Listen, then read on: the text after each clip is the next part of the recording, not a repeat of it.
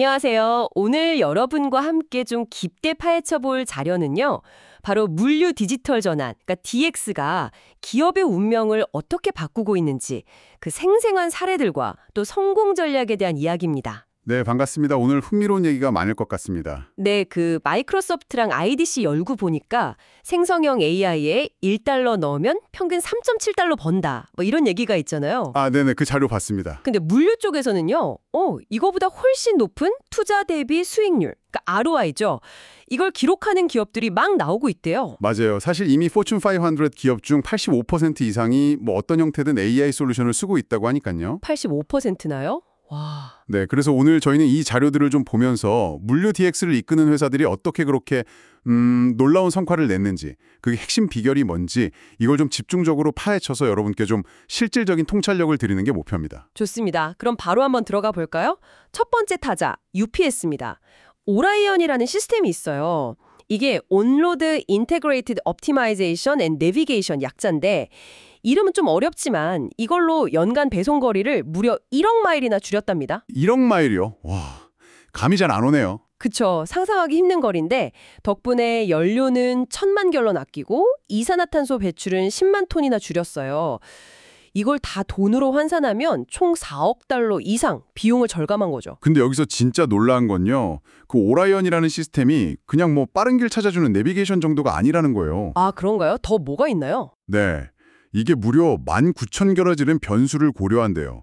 뭐 실시간 교통 상황, 날씨는 기본이고 심지어 운전자 개인의 운전 습관 같은 패턴까지 학습하면서 계속 최적의 경로를 찾아내는 거죠. 와, 19,000개 변수요? 네. 그러니까 이건 진짜 스스로 학습하고 예측하는 진정한 의미의 AI 시스템이라고 봐야 합니다. 데이터 분석의 힘이 어떻게 비용 절감이랑 환경 영향 감소로 바로 이어지는지 보여주는 아주 좋은 사례죠. 그렇군요. 그냥 길 찾는 수준이 아니었네요. 자, 다음은 세계 최대 해운사 중 하나죠. 머스크 사례도 아주 흥미롭습니다. 여기는 블록체인 기술 기반의 트레이드랜스라는 프로젝트를 했어요. 트레이드랜스? 그거 들어봤습니다. 이게 뭐랄까 일종의 되게 안전하고 투명한 디지털 장부 같은 건데요. 이걸로 그 복잡한 서류 작업 시간을 절반으로 확 줄였다고 합니다. 그렇죠. 해운 물류 쪽은 서류 작업이 정말 어마어마하거든요. 시간도 오래 걸리고 실수도 작고 그걸 절반으로 줄였다는 건 정말 큰 변화죠. 네, 근데 머스크의 진짜 혁신은 여기서 그치지 않는다고요. 맞습니다. 단순히 기술 도입해서 효율 좀 높였다 이게 아니고요. 정보 흐름의 그 병목 현상 있잖아요. 그걸 해결해서 아예 전통적인 운송회사가 통합 물류 플랫폼 기업으로 뭐랄까 체질 개선을 한 거죠. 아, 비즈니스 모델 자체를 바꾼 거군요. 그렇죠. 배속도를 높이는 것보다 정보 처리 속도를 개선하는 게 더 큰 가치를 만들 수 있다는 걸 보여준 사례예요.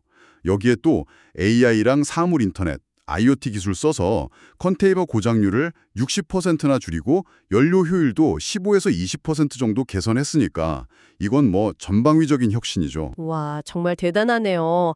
근데 이런 게 꼭 글로벌 대기업만 할 수 있는 건 아니죠? 국내 기업들 이야기도 궁금한데요. 그럼요. 국내 기업들 약진도 정말 눈부십니다. CJ 대한통운 사례를 보면요. ESG 경영이랑 DX를 아주 잘 결합했어요. ESG 경영이라면 환경, 사회, 지배구조 개선 말씀이시죠? 네, 맞습니다. 그걸 디지털 전환이랑 연결해서 2020년 대비 탄소 배출량을 20%나 줄이면서 동시에 배송 효율성은 35%나 높였어요. 대단하죠? 와, 두 마리 토끼를 다 잡았네요. 네, 거기다 AI 경로 최적화만으로도 연료비를 18%나 아꼈다고 하니까 이게 바로 DX를 통해서 환경 규제 준수는 물론이고 실제 비용 절감, 효율성 증대, 그리고 기업 이미지 제고까지 다 이루는 그런 선순환 구조를 만든 거죠. 그렇군요. CJ 대한통운 외에 또 주목할 만한 국내 기업 사례가 있을까요? 롯데 글로벌로지스도 빼놓을 수 없죠. 통합 스마트 물류 플랫폼을 구축해서 운영 비용을 25%나 절감했고요. 한진 같은 경우는 항공 물류 네트워크를 디지털화해서 처리 용량을 무려 50%나 늘렸습니다. 50%요? 와. 네, 이 기업들 모두 기술을 도구로 삼아서 아주 구체적인 비즈니스 문제를 해결한 성공 사례들이라고 할 수 있습니다. 이렇게 성공 사례들을 쭉 들어보니까 뭔가 좀 공통적인 성공 공식 같은 게 보이는 것 같기도 하고요. 어떤가요? 네, 몇 가지 핵심적인 요인들이 확실히 보입니다. 첫째는요, 처음부터 너무 거창하게 시작하지 않고 작은 성공, 그러니까 퀵윈이라고 하죠. 이걸 먼저 만들어내면서 단계적으로 접근했다는 점이에요. 아, 일단 작게 시작해서 성공 경험을 쌓는 거군요. 그렇죠. 그리고 두 번째는 최고 경영진, 그러니까 CEO 레벨에서 아주 강력한 의지를 보여주고 또 예산도 충분히 확보했다는 점입니다. 보통 보면 매출의 한 3%에서 5% 정도 수준은 투자를 하더라고요. 의지와 예산 확보, 중요하죠. 그리고 마지막으로 이게 어쩌면 가장 중요한 걸 수도 있는데 기술 도입 자체가 목적이 되면 안 된다는 겁니다. 명확한 비즈니스 목표 달성, 그리고 궁극적으로는 고객에게 어떤 가치를 줄 것인가, 여기에 집중했다는 점이 핵심이에요. 아, 결국 기술은 수단일 뿐이고 그걸로 무엇을 해결할 것인가, 이 질문에 대한 답이 먼저 있어야 한다는 거군요. 정확합니다. 반대로 실패 사례들을 보면요. 그냥 최신 기술이니까 도입하자. 이렇게 기술만 앞세우거나 아니면 데이터의 품질 관리 같은 아주 기본적인 걸 간과한 경우가 많았어요. 이것도 꼭 기억해야 할 부분입니다. 네, 명심해야겠네요. 그럼 앞으로 물류 DX는 또 어떻게 발전해 나갈까요? 미래 모습도 궁금한데요. 앞으로는요. 생성형 AI나 디지털 트윈, 자율주행 같은 기술들이 더 막 융합되면서 지금보다 훨씬 더 예측 불가능한 속도로 발전할 겁니다. 아, 그런 기술들이 결합되면 어떤 시너지가 날까요? 예를 들어서 생성형 AI는 그 복잡한 문서 업무 같은 거 있잖아요. 그런 효율을 50% 이상 끌어올릴 잠재력이 있다고 보고요. 또 디지털 트윈 기술은 현실이랑 똑같은 가상 환경을 만들어서 거기서 수많은 시뮬레이션을 막 돌려보는 거예요. 위험 부담 없이 최적의 운영 방안을 찾아낼 수 있게 되는 거죠. 와, 가상 환경에서 미리 테스트해 본다니 정말 흥미로운데요. 그렇죠.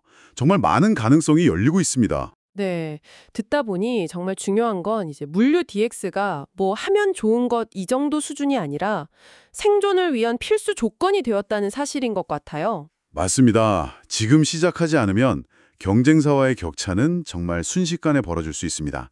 따라잡기 어려워질 수도 있어요. 그래서 여러분의 회사에서는 지금 어떤 준비를 하고 계신가요? 한번 점검해 보시면 좋을 것 같습니다. 현재 상황을 좀 정확히 진단하고 작은 파일럿 프로젝트부터 시작해서 성공 경험을 쌓고 그걸 바탕으로 전사적으로 확산하는 그런 단계적인 접근이 필요해 보입니다. 네, 그게 현실적인 방안이죠. 오늘 저희는 물류 DX가 어떻게 3.7배 혹은 그 이상의 ROI를 만들어내면서 기업의 경쟁력을 끌어올리는지 실제 사례들을 통해 자세히 알아봤습니다. 핵심은 역시 명확한 목표 설정, 그리고 단계적인 실행, 또 끊임없는 혁신 의지에 있다는 걸 다시 한번 확인할 수 있었네요. 네, 여기서 제가 마지막으로 한 가지 더 좀 깊이 생각해 볼 질문을 던져드리고 싶습니다. 오, 어떤 질문인가요? 오늘 저희가 이야기 나눈 이런 화려한 기술들, 그리고 성공 스토리들, 그 이면에는 사실 눈에 잘 띄진 않지만 절대적으로 중요한 기초공사가 있거든요. 바로 데이터 품질 관리입니다. 아, 데이터 품질 관리요. 기본 중에 기본이지만 간과하기 쉬운 부분이죠. 맞습니다. 이 기반이 만약 부실하다면 아무리 좋은 기술을 도입해도 결국 모래 위에 성을 쌓는 역이 될 수밖에 없어요. 제대로 된 성과를 내기 어렵다는 거죠. 그래서 여러분의 조직은 이 중요한 데이터 기반을 과연 얼마나 탄탄하게 다지고 계신가요? 이 질문을 한번 가지고 돌아가셔서 진지하게 고민해 보시면 정말 좋겠습니다.